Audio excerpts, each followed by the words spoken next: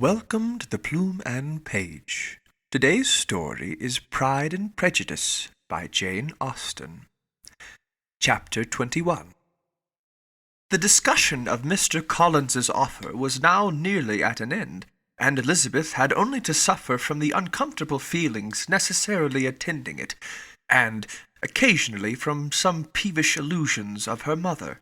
As for the gentleman himself, his feelings were chiefly expressed, not by embarrassment or dejection, or by trying to avoid her, but by stiffness of manner and resentful silence. He scarcely ever spoke to her, and the assiduous attentions which he had been so sensible of himself were transferred for the rest of the day to Miss Lucas, whose civility in listening to him was a seasonable relief to them all, and especially to her friend. The morrow produced no abatement of Miss Bennet's ill humour or ill health. Mr. Collins was also in the same state of angry pride.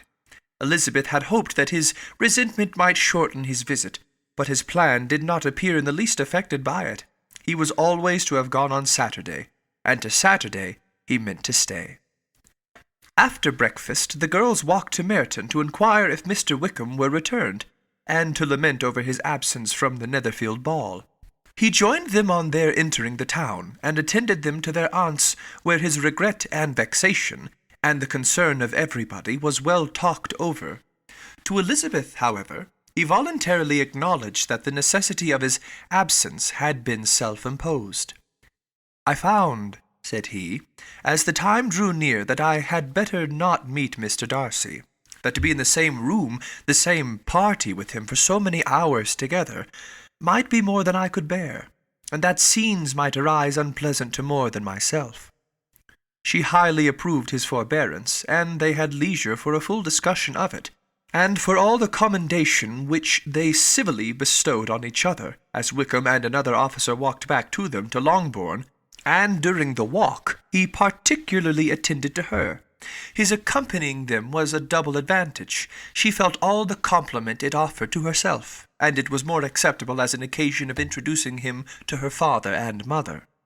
Soon after their return, a letter was delivered to Miss Bennet. It came from Netherfield.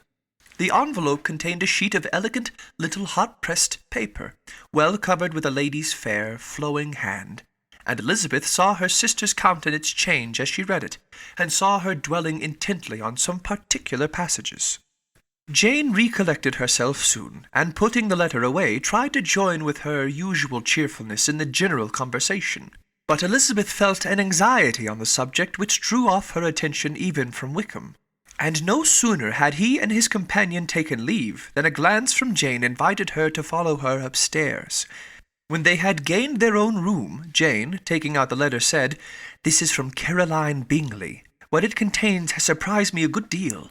The whole party have left Netherfield by this time, and are on their way to town, and without any intention of coming back again. You shall hear what she says." She then read the first sentence aloud, which comprised the information of their having just resolved to follow their brother to town directly, and of their meaning to dine in Grosvenor Street, where Mr. Hurst had a house. The next was in these words: "I do not pretend to regret anything I shall leave in Hertfordshire, except your society, my dearest friend. But we will hope, at some future period, to enjoy many returns of that delightful intercourse we have known, and in the meanwhile may lessen the pain of separation by a very frequent and most unreserved correspondence. I depend on you for that." To these high-flown expressions Elizabeth listened with all the insensibility of distrust, and though the suddenness of their removal surprised her, she saw nothing in it really to lament. It was not to be supposed that their absence from Netherfield would prevent Mr. Bingley's being there, and as to the loss of their society, she was persuaded that Jane must cease to regard it in the enjoyment of his. "It is unlucky," said she after a short pause, "that you should not be able to see your friends before they leave the country. But may we not hope that the period of future happiness to which Miss Bingley looks forward may arrive earlier than she is aware, and that the delightful intercourse you have known as friends will be renewed with yet greater satisfaction as sisters? Mr. Bingley will not be detained in London by them. Caroline decidedly says that none of the party will return into Hertfordshire this winter. I will read it to you. When my brother left us yesterday, he imagined that the business which took him to London might be concluded in 3 or 4 days. But as we are certain it cannot be so, and at the same time convinced that when Charles gets to town he will be in no hurry to leave it again, we have determined on following him thither, that he may not be obliged to spend his vacant hours in a comfortless hotel. Many of my acquaintances are already there for the winter. I wish that I could hear that you, my dearest friend, had any intention of making one of the crowd, but of that I despair. I sincerely hope your Christmas in Hertfordshire may abound in the gaieties which that season generally brings, and that your beaux will be so numerous as to prevent your feeling the loss of the 3 of whom we shall deprive you. It is evident by this, added Jane, that he comes back no more this winter. It is only evident that Miss Bingley does not mean that he should. Why will you think so? It must be his own doing. He is his own master. But you do not know all. I will read you the passage which particularly hurts me. I will have no reserves from you.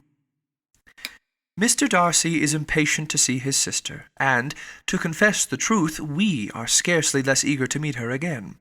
I really do not think Georgiana Darcy has her equal for beauty, elegance, and accomplishments, and the affection she inspires in Louisa and myself is heightened into something still more interesting, from the hope we dare entertain of her being hereafter our sister. I do not know whether I ever before mentioned to you my feelings on this subject, but I will not leave the country without confiding them, and I trust you will not esteem them unreasonable. My brother admires her greatly already. He will have frequent opportunity now of seeing her on the most intimate footing. Her relations all wish the connection as much as his own, and a sister's partiality is not misleading me, I think, when I call Charles most capable of engaging any woman's heart. With all these circumstances to favour an attachment, and nothing to prevent it, am I wrong, my dearest Jane, in indulging the hope of an event which will secure the happiness of so many? What do you think of this sentence, my dear Lizzie? Said Jane as she finished it. Is it not clear enough? Does it not expressly declare that Caroline neither expects nor wishes me to be her sister, that she is perfectly convinced of her brother's indifference, and that if she suspects the nature of my feelings for him, she means, most kindly, to put me on my guard? Can there be any other opinion on the subject? Yes, there can, for mine is totally different. Will you hear it? Most willingly. You shall have it in a few words. Miss Bingley sees that her brother is in love with you, and wants him to marry Miss Darcy. She follows him to town in hope of keeping him there, and tries to persuade you that he does not care about you. Jane shook her head. Indeed, Jane, you ought to believe me. No one who has ever seen you together can doubt his affection. Miss Bingley, I am sure, cannot. She is not such a simpleton. Could she have seen half as much love in Mr. Darcy for herself, she would have ordered her wedding clothes. But the case is this, we are not rich enough or grand enough for them, and she is the more anxious to get Miss Darcy for her brother, from the notion that when there has been one intermarriage, she may have less trouble in achieving a second, in which there is certainly some ingenuity, and I dare say it would succeed if Miss de Bourgh were out of the way. But, my dearest Jane, you cannot seriously imagine that because Miss Bingley tells you her brother greatly admires Miss Darcy, he is in the smallest degree less sensible of your merit than when he took leave of you on Tuesday, or that it will be in her power to persuade him that, instead of being in love with you, he is very much in love with her friend. If we thought alike of Miss Bingley, replied Jane, your representation of all this might make me quite easy. But I know the foundation is unjust. Caroline is incapable of wilfully deceiving anyone, and all that I can hope in this case is that she is deceiving herself. That is right. You could not have started a more happy idea, since you will not take comfort in mine. Believe her to be deceived by all means. You have now done your duty by her, and must fret no longer. But, my dear sister, can I be happy, even supposing the best, in accepting a man whose sisters and friends are all wishing him to marry elsewhere? You must decide for yourself, said Elizabeth.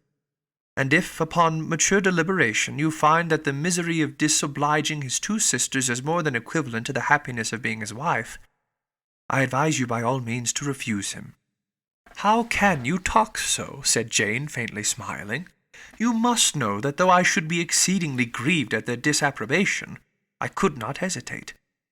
I did not think you would, and that being the case, I cannot consider your situation with much compassion. But if he returns no more this winter, my choice will never be required. 1,000 things may arise in 6 months." The idea of his returning no more Elizabeth treated with the utmost contempt. It appeared to her merely the suggestion of Caroline's interested wishes, and she could not for a moment suppose that those wishes, however openly or artfully spoken, could influence a young man so totally independent of everyone. She represented to her sister as forcibly as possible what she felt on the subject, and had soon the pleasure of seeing its happy effect.